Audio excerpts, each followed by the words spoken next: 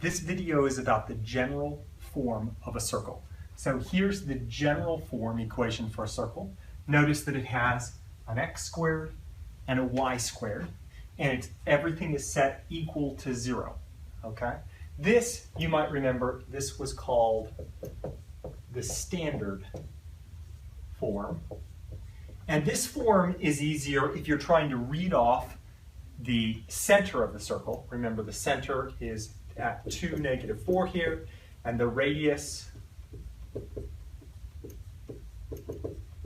would be at the square root of 7. You could think about this as the square root of 7 squared.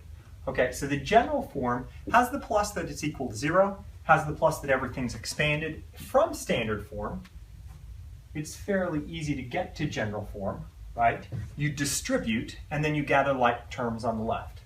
So distribute and gather like terms.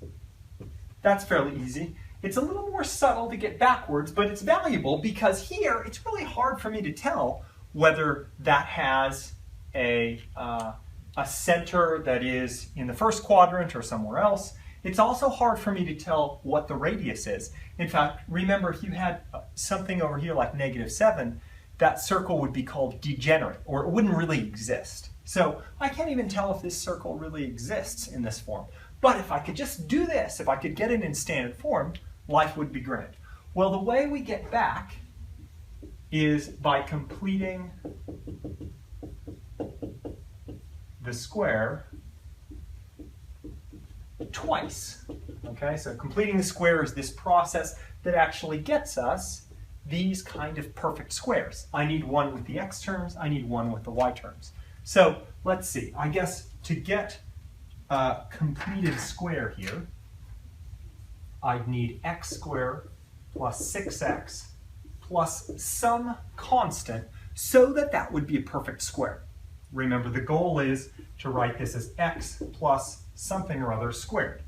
Well, if I'm going to get 6x, that's got to be a 3. That's got to be 1/2. And so this has to be 3 squared, or 9. Okay?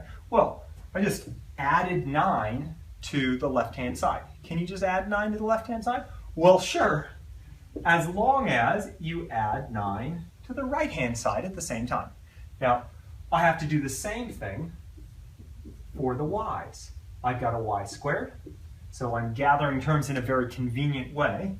Minus 16y. Remember, I take this, I divide by 2 and square.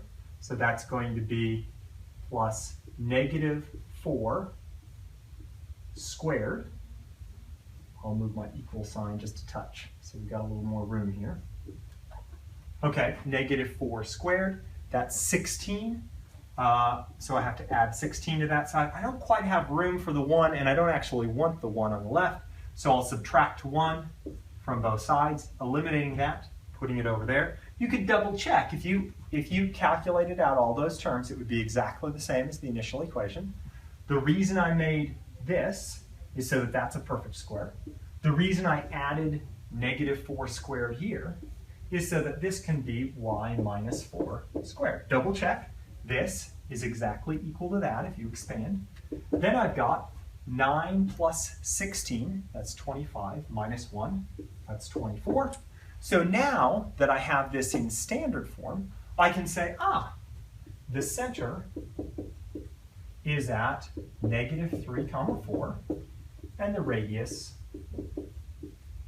is equal to the square root of 24. And if you wanted to simplify this, you could write it as 2 root 6. So that's how you get back and forth between the standard form and the general form, and in fact what the general form is.